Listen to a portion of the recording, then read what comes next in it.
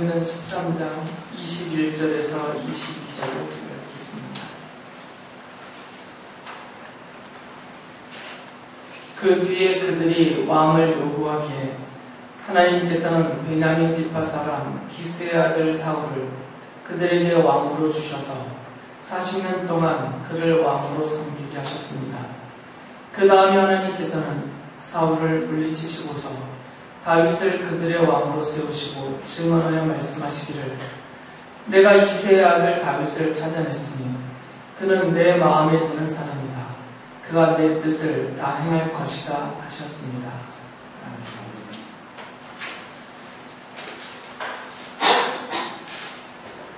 오늘은 왜 하나님께서 사울을 왕으로 세우셨다가 또 그 사울을 다시 왕좌에서 끌어내어 버리시는지 그 이유를 성경을 통해서 좀 살펴보면서 오늘 우리가 현재 사는 이 생활에서도 같은 궁금증이 생기거든요.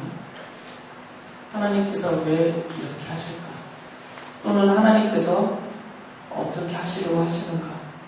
우리가 이해할 수 없는 그 하나님의 섭리에 대해서 좀 함께 연결해서 함께 살펴보도록 하겠습니다. 이 사울에 대해서는 제가 이미 앞에서 말씀드렸듯이 이스라엘 백성들이 가나안 땅에 들어가서 사사기 시대를 거치면서 주변에 있는 다른 나라들에게 다 있는 왕이 자신들에게 없다라는 것 때문에 하나님께 이스라엘 사람들이 요구를 하죠. 왕을 세워달라고. 자주 읽어드렸지만 사무엘기상 8장 5절에 보면 이제 모든 이방 나라들처럼 우리에게 왕을 세워주셔서 왕이 우리를 다스리게 하여 주십시오라고 요구를 했어요. 물론 이 당시에 이스라엘 사람들이 하나님을 완전히 버리고 떠난 것은 아닙니다. 그러나 자기들이 돌아볼 때 부족함이 있었다는 거죠. 없는 것이 있는데 가장 큰 문제가 왕이 없다는 것이었어요. 주변 나라들은 그 왕을 중심으로 해서 국가를 튼튼히 세우고 또 군사력을 키워서 지금 그들 때문에 이스라엘이 이 사사기 시대 동안 계속해서 노력을 당하고 식민지배를 당하고 수많은 전쟁에서 그들이 피 흘리고 고통스러움을 당하고 있었기 때문에 그 원인 중에 하나가 우리에게 왕이 없기 때문이다. 이들이 생각을 했던 거죠. 그래서 우리에게도 블레셋처럼 또는 모압과 암몬처럼 아람처럼 시돈처럼 우리에게도 이런 왕을 세워주십시오라고 부탁을 했습니다. 사무엘에게 부탁을 한 거죠. 그래서 사무엘을 통해서 하나님께 우리에게도 왕을 세워달라고 부탁을 드렸습니다. 그런데 이들의 이러한 요구에 대해서 하나님은 사무엘기상 8장 7절을 보면 이렇게 말씀하셨어요. 백성이 너에게 한 말을 다 들어주라. 사무엘이 하신 말씀이죠. 그들이 너를 버린 것이 아니라 나를 버려서 자기들의 왕이 되지 못하게 하는 것이다 라고 말씀하셔요. 그러니까 이들의 요구는 단순히 자신들의 어떤 필요를 그 부족함을 채우기 위한 요구가 아니라 그 근본적인 면에서 본다면 하나님을 버린 것이다 하는 것이죠.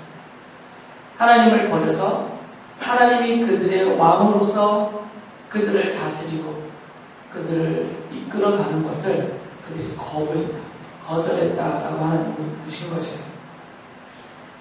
이 하나님의 말씀 속에는 하나님이 이스라엘 사람들을 하나님의 백성으로 삼으실 때, 그 신의 산에 언약을 하셔서 백성으로 삼으실 때 하나님께서 그들에게 왕으로서, 세상적인 표현을 친다면 왕으로서 그들의 왕이 되셔서 그들을 다스리시고 돌보시고 이끄시어 인도하실 것을 하나님께서 의도하셨다는 것이죠.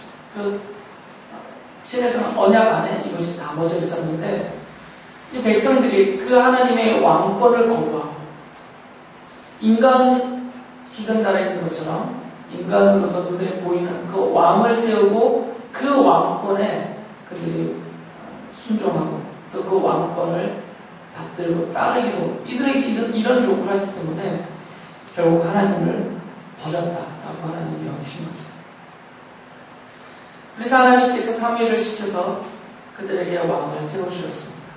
그 왕이 바로 사울이죠. 그래서 전에도 말씀을 드렸듯이 사울은 이스라엘 사람들이 원했던 바로 그 왕이에요. 하나님이 원하시는 왕이 아니라 이스라엘 사람들이 원했던 주변에 있는 이방 나라들에게 있는 그들과 똑같은 왕, 그들이 원했던 바로 그 왕이었던 것이죠. 그래서 사울은 다른 주변 나라들의 왕이 갖고 있었던 특성을 다 갖고 있습니다. 뛰어난 인물이었죠. 외모도 그렇고 체구도 그렇고, 또 성경은 사울을 용사라고 부르고 있으니까 그가 전쟁에도 능한 그런 사람이었어요. 왕으로서의 자질을, 사람들의 눈앞에 보여주는 왕으로서의 자질을 많이 갖고 있었던 사람이죠.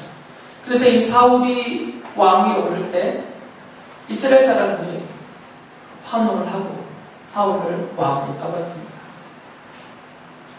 물론 처음에는 일부 몇 사람이 워낙 사울의 가문이 베냐민 지파, 이스라엘 전체 지파 중에 소수였기 때문에 이 베냐민 지파의 아주 작은 집안의 아들이어서 배경이 든든치가 않다고 해서 조롱도 하기도 하고 잘 따르지 않으려던 그런 일부의 사람들이 있었지만, 이 사울이 블레셋과의 전투에서 크게 승리한 다음에 그들조차도 모두 다 사울을 추앙하면서 왕으로 선택했어요. 근데 사무엘기를 보면 이 사울이 왕이 된 것은 이스라엘 사람들이 그들이 뽑고 그들이 선택한 것은 아니었어요. 그들이 막 이스라엘 백성들 전체를 수소문해서 우리들 중에서 정말 왕이 될 만한 사람이 누군가 이들이 막 찾고 찾아서 드디어 사울을 찾아낸 것이 아니라, 사무엘기를 보면 하나님께서 사울을 선택하셔서 그를 이스라엘의 왕이 되게 해주셨어요. 그런 기록들이 쭉 나오죠. 사무엘기상 9장 17절 보면 하나님이 사무엘에게 내가 세울 그 왕이 누군지 너에게 알려주겠다라고 말씀하신 이후에 이제 그 일이 이루어지죠. 사무엘이 사울을 보았을 때 주님께서 그에게 말씀하셨다. 이 젊은이가 내가 너에게 말한 바로 그 사람이다. 이 사람이 나의 백성을 다스릴 것이다. 그러니까 하나님은 이미 이 사울이라는 사람을 이스라엘 사람들이 왕으로 요구할 때 그들이 요구하는 바로 그 왕으로서 이 사울을 이미 하나님이 선택하셨다는 것이죠. 그리고 후에 이제 이 사울을 왕으로 뽑을 때 당시에 하나님의 뜻을 결정하는 수단 중에 하나가 제비뽑기였어요. 우리들은 이 제비뽑기를 그냥 재수다, 운이다 이렇게 여기지만 구약 성경에 보면 이스라엘 사람들이 하나님의 뜻을 아는 방법 중에 하나로 사용했던 것이 바로 이 제비뽑기예요. 방법은 여러 가지였지만 그 제비뽑기에서 뽑힌 그 사람이 하나님의 뜻을 받은 사람인 것이죠. 그래서 이스라엘 사람들이 다 모여서 아직 사무엘이 사울의 머리에 기름을 부으고 하나님께서 사울 너를 이스라엘의 왕으로 삼겠다고 하신 그 말씀을 지금 사무엘과 사울 두 사람만 알고 아무도 모르는 상태였습니다. 사울의 가족들조차도 모르는 그 상태에서 이제 사무엘이 이스라엘 백성들을 향해서 당신들이 요구한 그 왕을 이제 세워주겠다 하면서 이스라엘 백성 전체를 모아놓고 그 중에서 이제 제비뽑기를 시작했어요. 이스라엘이 12지파이기 때문에 먼저 지파를 뽑았는데 그 뽑은 지파에서 베냐민 지파가 뽑혔죠. 그리고 또 베냐민 지파 안에도 많은 가문들이 있어요. 또 그 가문을 뽑고 그 가문에 속해 있는 이제 가족을 뽑았는데 가족의 대표인 가족장을 뽑았죠. 그 뽑힌 사람이 바로 기스예요.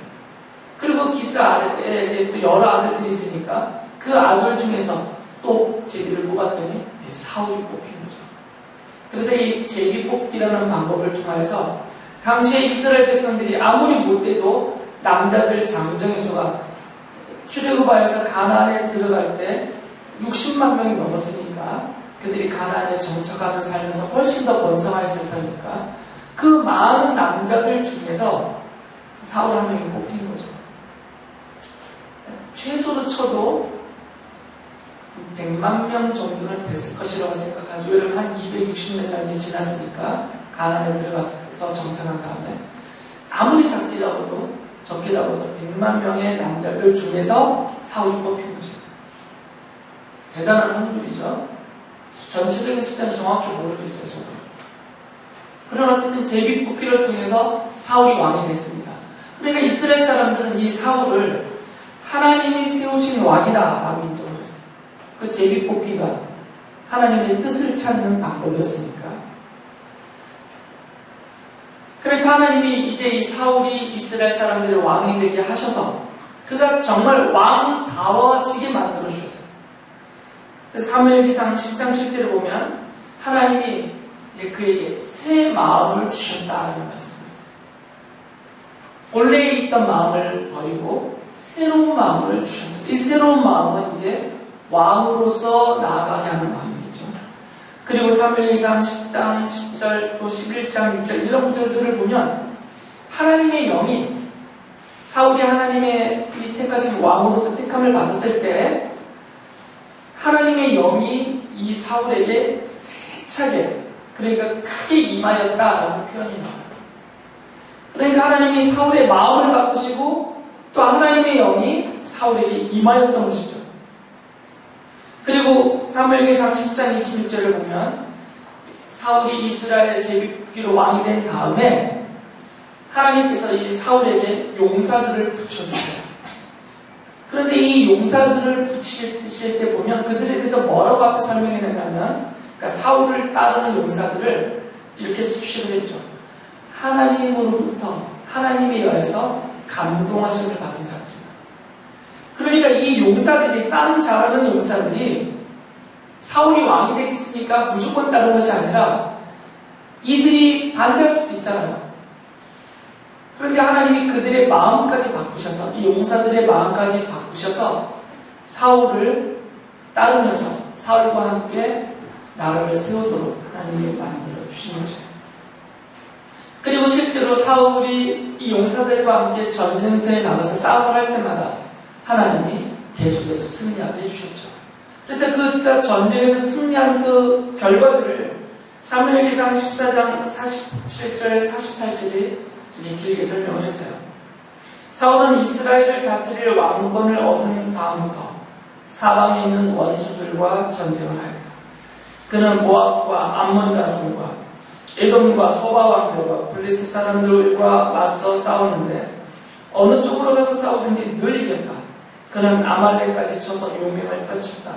이렇게 그는 침략자들에게서 이스라엘을 건져내었다라고 합니다. 제가 드린 말씀들을 포함해서 사무엘기의 구절들을 쭉 살펴보면 사울은 하나님이 이스라엘 백성들이 요구를 들으셔서 그들에게 세워주신 이스라엘의 왕이었어요.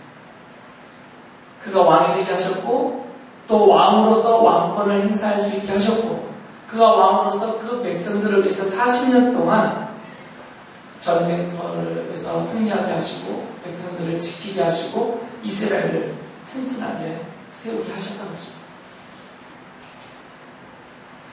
그러니까 이러면서 보면 이 사울은 이스라엘 백성들이 요구했던 바로 그 왕이었어요. 그들이 요구했던 이방 나라에 있는 것과 같이 우리에게도 똑같은 그런 왕을 세워주십시오라고 요구했던 바로 그들이 원했던 그대로의 왕을 하나님이 세워주셨던 것입니다. 사울은 그런 사람이었어요. 그런데 이 왕에 대한 이야기는 이스라엘 백성들이 가나안에 들어가기 전에 이미 하나님이 정해주신 규례가 있어요. 너희들이 가나안 땅에 들어가서 왕을 요구하고 왕을 세우려고 할 때는 이러이러한 사람을 왕으로 세워라. 신명기 17장에서 하나님이 이미 정해주신 것이 있습니다. 그 신명기 17장에서 쭉 길게 나와요. 14절부터 20절까지 이 왕에 대한 규정들이 쭉 나오는데 가장 핵심적인 것을 요약하면 두 가지를 말할 수 있어요. 하나는 하나님을 경외하는 것입니다. 또 하나는 하나님을 경외하기 때문에 하나님의 말씀을 철저하게 순종하는 것입니다. 내용은 길게 나오지만 그 내용 전체를 함축하면 이 두 가지가 가장 중요한 요소예요. 이스라엘 백성의 왕이 될 자는 하나님을 경외해야 됩니다. 사람을 두려워하지 않고 사람들의 비위를 맞추지 않고 사람들의 눈치를 보지 않고 오직 하나님만 바라보고 그 하나님이 기뻐하시는 바를 행하기 위한 그런 하나님을 향한 전폭적인 마음에 순종함이 있습니다. 마음으로. 그래서 마음으로부터가 하나님을 경외하고 있어야 되고 이런 경외함 때문에 하나님이 그에게 하신 모든 말씀을 단 하나라도 놓치지 않고 철저하게 순종을 해야 됩니다. 이것이 신명기에서 하나님이 정해주신 왕이에요. 그것을 신명기적 왕권 이렇게 부릅니다. 그런데 이 사울을 보면 이 신명기적인 그런 왕의 모습하고는 다른 모습을 보여요. 이스라엘 백성들의 입장에서는 딱 그들이 원했던 바로 그 왕. 그래서 40년 동안 사울의 왕권을 넘보는 사람이 없었어요. 이스라엘 백성들이 전폭적으로 지지했으니까 사울을. 그들의 눈에는 딱 맞는 정말 그들이 바랬던 그런 왕이었고 사울은 그들이 원했던 대로 이스라엘을 튼튼하게 지켜줬어요. 그렇지만 신명기에서 말하고 있는 그 왕의 모습은 아니었던 거죠. 왜 그러냐면 신명기에서 말했던 그 왕은 하나님을 경외하고 하나님의 말씀은 하나도 놓치지 않고 완전히 순종하는 그런 왕이었기 때문에.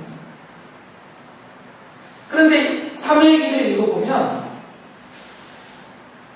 사무엘이 이 사울을 계속해서 책망을 합니다. 왜 그러냐면 사울이 하나님을 경외하지 않았기 때문에 그리고 하나님의 말씀을 순종하지 않고 거역했기 때문입니다.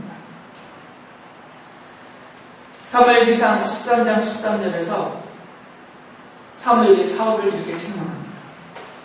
해서는 안 될 일을 하셨습니다. 주 하나님이 명하신 것을 임금님이 지키지 않으셨습니다. 라고 말합니다.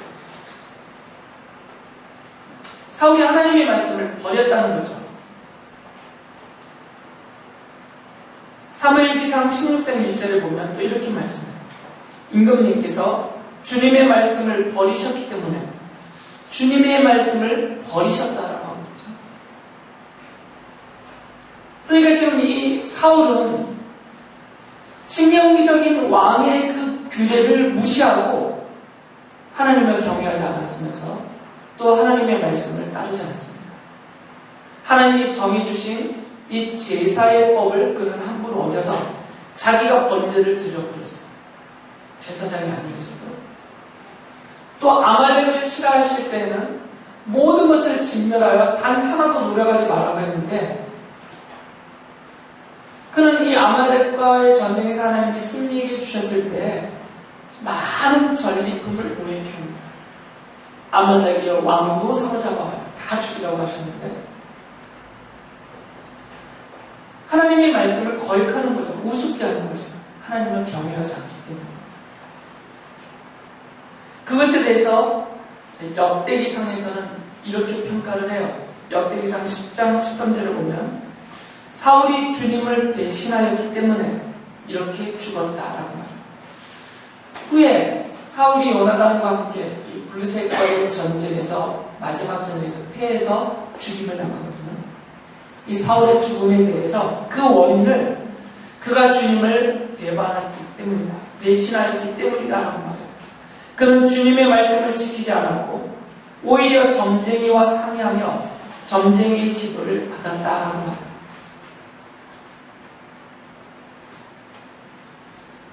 그러니까 이 좀 관점을 둘로 나눠서 봐요. 사울은 이스라엘 사람들의 관점에서는 최고의 왕이었어요. 그들이 원했던 바로 그 왕이었습니다. 그러나 신명기적인 관점에서 보면 하나님을 배신하고 하나님을 거역하고 하나님의 말씀을 불순종하고 하나님을 버린 자였어요. 사람의 관점과 성경은 하나님의 관점이죠. 하나님의 관점은 달랐던 거죠.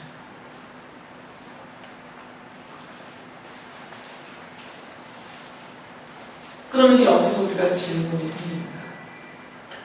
하나님께서 사울이 이런 인물이라는 것을 과연 모르신 채로 사울을 왕으로 세우셨는가? 사울이 이렇게 왕이 된 다음에 하나님을 배신하고 경외하지 않고 불순종할 것을 하나님께서 모르셨겠느냐? 우리는 당연히 이렇게 답을 내릴 때 다 아셨을 것이다.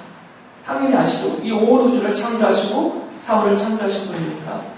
그러면 그럴 줄 아시면서도 하나님은 왜 사울을 왕으로 세우셨는가? 라고 질문을 하게 돼요. 제가 드린 말씀을 잘 들으셨으면 그 답을 여러분이요 이미 얻으실 수가 있죠. 왜 그랬을까요? 왜 이런 사람을 하나님이 왕으로 세우셨을까요? 이 사울을.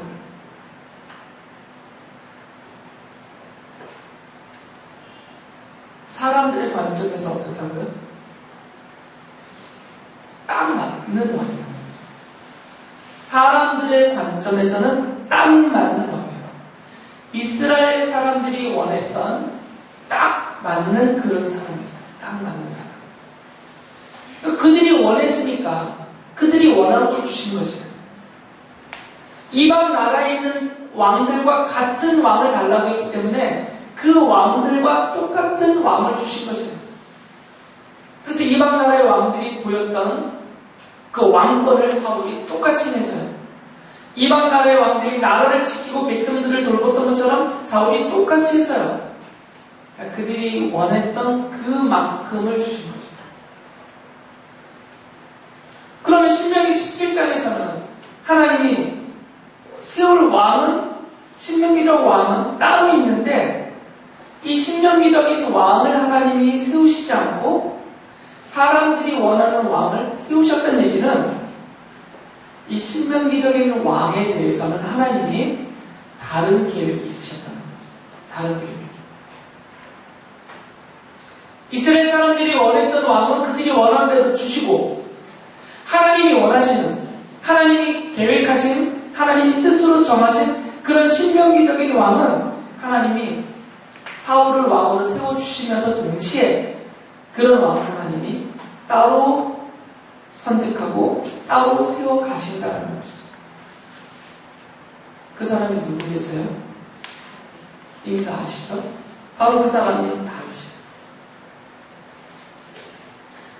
그러니까 다윗과 사울의 차이는 뭐냐면 사울은 누가 원하는 왕이에요? 이스라엘 사람들. 바로 사람들이 원하는 왕입니다. 다윗은 누가 원하는 왕이에요? 하나님이 원하시는 왕. 똑같은 왕이지만 사울도 그가 왕으로서 형편없이 통치하지 않았습니다. 아까 말씀드렸던 것처럼 사울의 40년 통치 기간 동안 이스라엘은 정말 왕을 잘 세웠다라고 그렇게 행복했어요. 왕으로서 실패한 자가 아닙니다. 이 두 사람의 근본적인 차이는 뭐냐면 사울은 사람들이 원하는 바로 그 왕, 다윗은 하나님이 원하는 그 바로 왕이었어요. 사도 바울이 비시디아 안디옥에서 전도를 할 때 그러니까 설교를 하면서 이렇게 말씀을 해요. 그게 오늘 제가 읽어드리는 사도행전 13장의 내용인데 저는 긴 내용이지만 중간 부분 이 사울과 다윗에 대한 내용만 잘라서만 읽어보면 사도행전 13장 21절 22절에서 그 뒤에 그들이 왕을 요구하기에 하나님께서는 베냐민 스디파 사람 기스의 아들 사울을 그들에게 왕으로 주셔서 40년 동안 그를 왕으로 섬기게 하셨습니다. 그 다음에 하나님께서는 사울을 물리치시고서 다윗을 그들의 왕으로 세우시고 증언하여 말씀하시기를 내가 이세 아들 다윗을 찾아냈으니 그는 내 마음에 드는 사람이다. 그가 내 뜻을 다 행할 것이다 하셨습니다. 명백한 차이점이 나타나죠. 명백하게. 사울은 이방 나라들처럼 이스라엘 백성들이 섬길 왕이에요. 이방 나라는 왕이 세워지면 그 왕을 백성들이 섬기잖아요. 그래서 이스라엘 사람들이 40년 동안 사울을 왕으로 섬겼습니다. 그러니까 사울은 누구의 뜻을 이루어주는 왕이었냐면 이스라엘 사람들의 뜻을 이루어주는 왕이었어요. 그들이 원했던 그대로. 그런데 바울이 뭐라고 말하냐면 다윗은 하나님의 그 마음이 합해요. 하나님의 마음이 딱 맞는 사람인데 하나님은 이 다윗을 통해서 하나님의 뜻을 이루겠다고 하셨어요. 그러니까 다윗은 사람의 뜻을 이루어주는 사울왕과 같은 그런 부류의 왕이 아니라 하나님의 뜻을 이루어주는 전혀 다른 부류의 왕이다. 그 근본적인 본질이 다른 거죠. 사울은 사람들의 뜻을 이루어주는 이방 나라의 왕들과 똑같은 왕.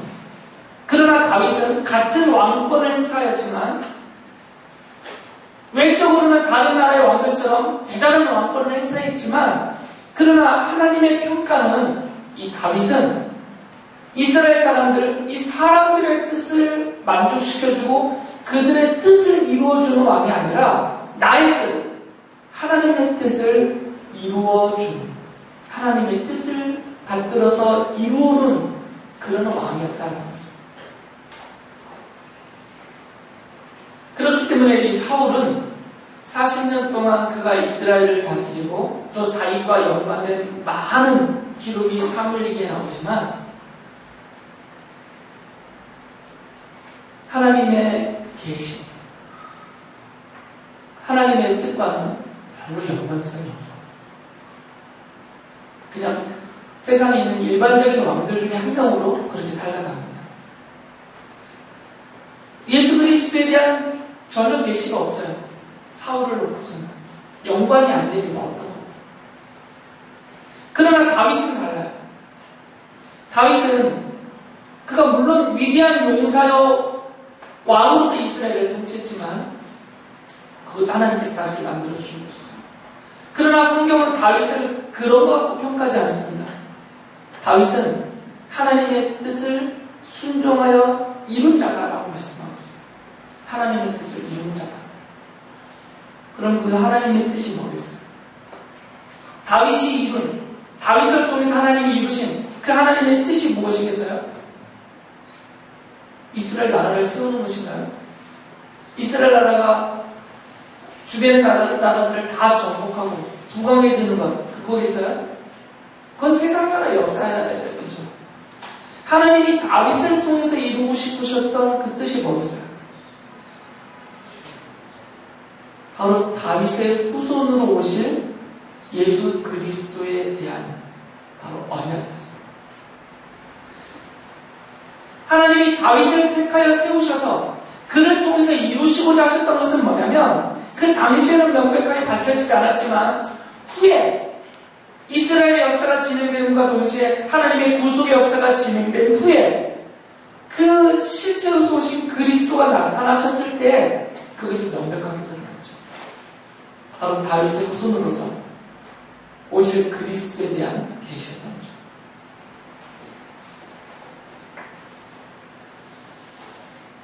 다시 말씀을 드리면 사울은 멋지게 살았지만 그러나 그는 사람의 뜻을 따라 산 인물이었던 거예요. 하지만 다윗은 하나님의 뜻을 따라서 하나님의 뜻을 이루는 자로 살았어요. 그리고 그 뜻은 다윗의 자손으로 오신 예수 그리스도에 대한 언약이요 계시 완성이었어요.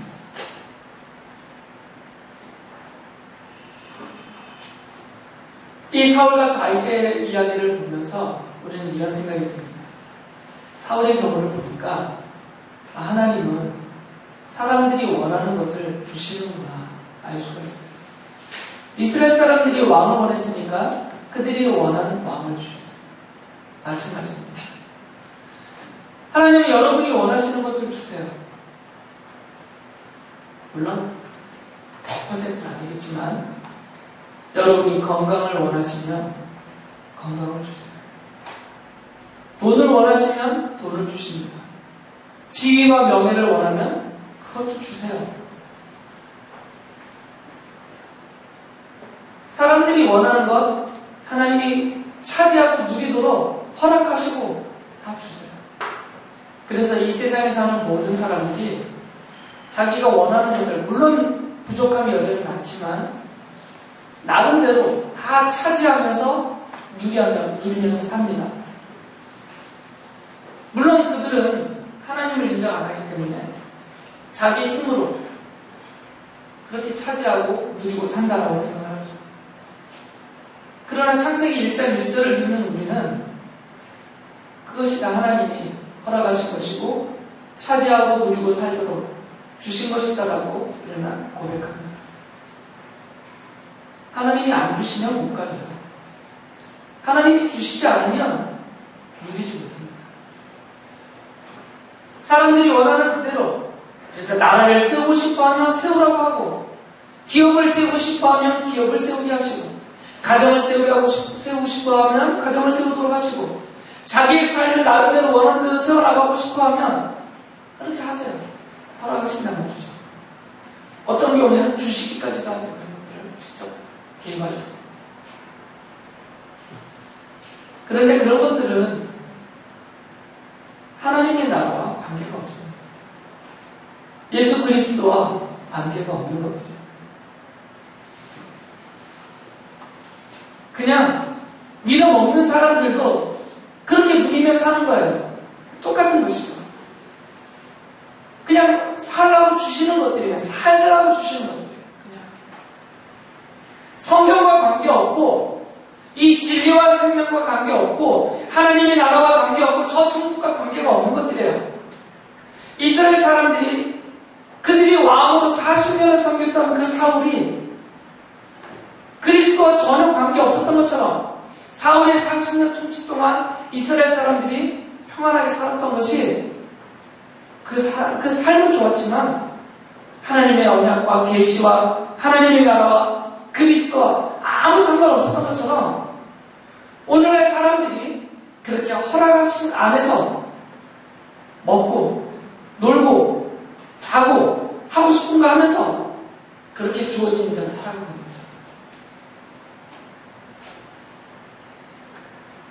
영원한 것도 없고 거룩한 것도 없고 뭐 완전하고 온전한 것도 없어요. 그냥 사는 것이에요. 그냥 좀 더 많이 갖고 사느냐 적게 갖고 사느냐, 좀 더 떵뚱대고 사느냐 아니면 모멸감 속에 사느냐, 건강하게 사느냐 연약하고 병든 상태로 사느냐, 그냥 차이만 있을 뿐이지 그냥 사는 거죠. 40년을 살든 80년을 살든 100년을 살든, 지금 제일 오래 살고 있는 분이 113세라고 하는데 113년을 살던 그냥 사는 것입니다. 영원하지 않기 때문에, 거룩함이 없기 때문에, 완전하고 온전한 것이 없기 때문에 그냥 허락하신 안에서 그냥 사는 것일 뿐이에요. 그래서 전도자는, 전도서를 쓴 전도자는 그런 삶을 이렇게 보면서 자기도 그렇게 살아왔거든요. 자기가 살아보니까 그런 모든 삶이 정말 헛되구나 이렇게 말합니다. 전도서 2장 11절 보면 내 손으로 성취한 모든 일과 이루려고 애쓴 나의 수고를 돌이켜보니 참으로 세상 모든 것이 헛되고 바람을 잡으려는 것과 같고 아무런 보람도 없는 것이었다라고. 사울이 40년 동안 이스라엘 왕이 됐다고 했잖아요. 왕으로 다스렸죠. 영광을 얻었어요. 그런데 그것에 대해서 물론 사울을 똑 짚어서 말하는 것은 아니지만 그 왕으로서 다스리는 그 왕의 멋진 인생에 대해서 전도서 4장 16절에 이렇게 말해요.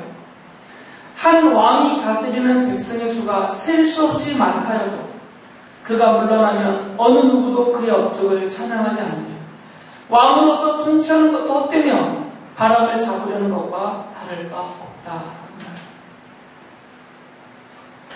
성경은 사울의 인생에 대해서 이렇게 평가하는 것입니다. 그가 이스라엘의 왕이 되어서 40년 동안 영광을 누렸지만 그의 사울이 왕으로서 이스라엘을 다스린 40년의 그 멋진 인생에 대해서 성경은 이렇게 평가하고 있어요. 그냥 사람이 원하는 왕이었다. 사람의 뜻을 이루어주는 왕이었다. 그리고 그 40년의 왕으로서의 사울의 인생 또한 참으로 헛되고 허무한 것이다. 이것이 성경의 평가입니다. 그러나 다윗에 대해서는 그렇게 말하지 않습니다. 다윗도 죽었어요. 다윗도 역사에서 그냥 역사의 한 부분에 그 이름을 써놓고 다윗도 죽었습니다. 그러나 성경은 그 다윗에 대해서 이렇게 헛되고 험한 인생이었다고 말하죠. 왜 그러냐면 다윗은 지금 누구와 연결되어져 있어요? 예수 그리스도. 예수 그리스도는 이 다윗의 후손이라는 언약을 따라서 오신 분이에요. 그러니까 다윗은 정말 위대한 왕이어서 이스라엘 역사의 최고의 왕이었어요. 그러나 성경은 그런 다윗의 업적은 평가하지 않습니다. 그런 건 평가하지 않아요. 다윗을 어떻게 평가하냐면 바로 다윗의 자손, 다윗의 자손으로 오시는 바로 그 예수 그리스도, 그 언약의 당사자로서 평가해요. 그래서 다윗이 쓴 시편들을 보면 그리고 신약성경이 그것을 인용해서 뭐라고 말하냐면 다윗은 주님을 기다립니다. 하나님을 향하여서 여호와 하나님을 향하여서 그가 시를 쓸 때 주께서 나의 주를 이렇게 했습니다. 다윗은 오실 메시아, 표면적으로는 자신의 후손으로 오시겠지만 언약적으로는 창조주신 그분 예수 그리스도를 다윗은 믿음으로 바라보고 기다리는 자다. 그래서 히브리서 11장에서 그 다윗을 믿음의 선지 중에 큰 인물로 평가하고 있어요.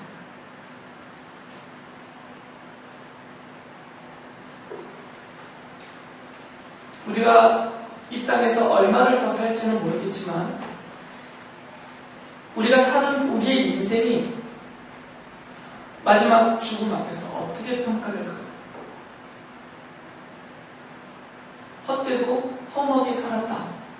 그냥 사람의 뜻을 맞춰 살았다. 그냥 자기가 원하던 것을 살다 끝났다. 이런 인물이 되고 싶습니다. 우리는 최소한 그렇진 않은 거죠. 왜 그러냐면 우리는 예수 그리스도를 믿기 때문입니다. 우리는 믿음으로 그 언약의 백성이 되었습니다. 아브라함의 믿음의 자손이고 다윗의 믿음의 자손입니다. 아브라함과 다윗이 예수 그리스도 안에서 그들의 삶이 믿음의 선진으로서 그렇게 위대하게 평가를 받았던 것처럼 히브리서 저자가 그래서 성도들에게 권면하고 격려하면서 부탁하는 것처럼 우리도 하나님을 믿고 신뢰하면서 이 믿음의 삶을 정진하면서 내 뜻도 아니고 사람의 뜻을 이루어주기 위해서도 아니고 나를 통해서 이루고자 하시는 그 하나님의 뜻을 깨닫고 순종하고 받들어서 이루어드리는 이런 하나님의 참 백성, 믿음의 백성의 삶을 살아야 된다는 것입니다.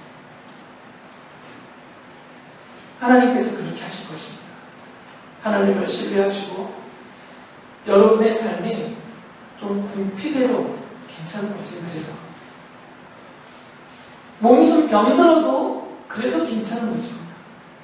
가정에 힘겨운 일이 생겨도 그래도 괜찮은 거죠. 그런 것들은 참으면 되는 거죠. 마음은 아프고 몸은 아프고 정말 살기 벅차고 힘든 인생이지만 그러나 이런 것들은 참으면 되는 거죠. 견뎌내면 되는 것이에요. 그것들은 다 지나가는 것이기 때문에. 건강했다고 부자가 되었다고 세상에서 권좌를 차지했다고 그런 건 성경이 평가해주지 않아요. 그것을 멋진 인생이라고 그것이 하나님의 뜻을 이룬 것이라고 하나님은 그렇게 봐주지 않습니다. 병들었더라도 가난했더라도 고난의 인생을 살았더라도 과연 하나님이 그리고 하나님의 뜻을 이루는 삶을 살았느냐? 그게 중요한 거죠. 성경이 여러분에게 그것을 강조하는 것입니다. 하나님이 여러분에게 그것을 원하시는 거죠. 남은 여러분의 인생을 헛되게 보내지 마시고 이 전도자의 고백을 무덤 앞에서 여러분의 입으로 다시 재현하지 마시고 내 살아온 인생이 참으로 헛되다.